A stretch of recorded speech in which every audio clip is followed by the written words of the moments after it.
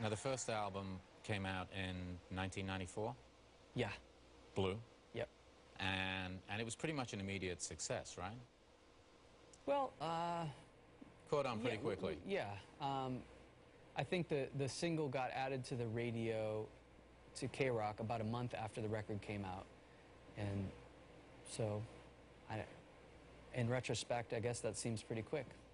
Well, things have shifted a little bit since then, and so much as K-Rock, which is the big alternative modern rock radio station in Los Angeles at that time, if a song got added to that playlist, then all the other alternative stations across the country would add it pretty quickly, probably the next week. And at that point, radio could really make a huge impact on a band's career. Yeah.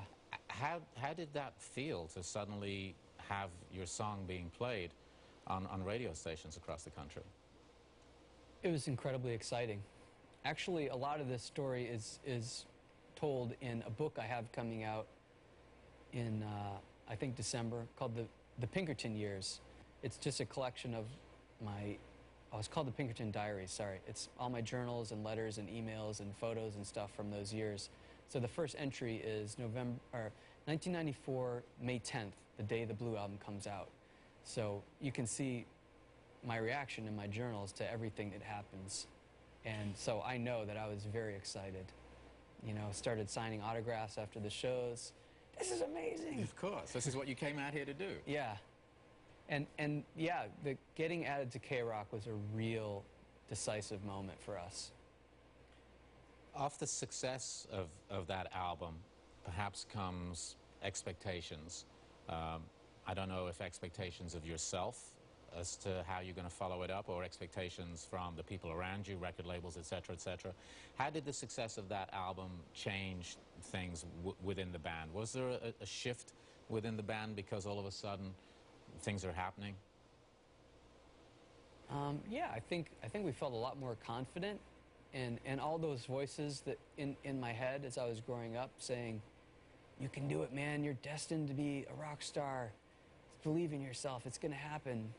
You're going to be one of the great ones." And so all those voices were apparently confirmed, and I really believed it. And it was hard to imagine that that a second record wouldn't, you know, maybe worst case scenario, maybe it won't do quite as well as the first, but it's probably going to be twice as successful as the first. So you're thinking this before you even started writing the next record. You're thinking, yeah, okay, the next one's going to be bigger. You know, at any time, I have different voices in my head. There's always going to be the really self-critical voice too. But as I remember, I was feeling more sure of myself. So did you feel some kind of validation from the success of the first record? Yeah, it's hard to even remember my self-view before being successful, but I mean, there must have been so much self-doubt.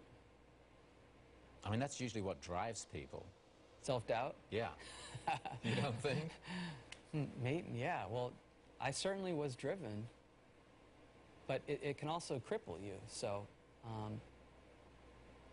I definitely feel less crippled now, less inhibited, and way more secure.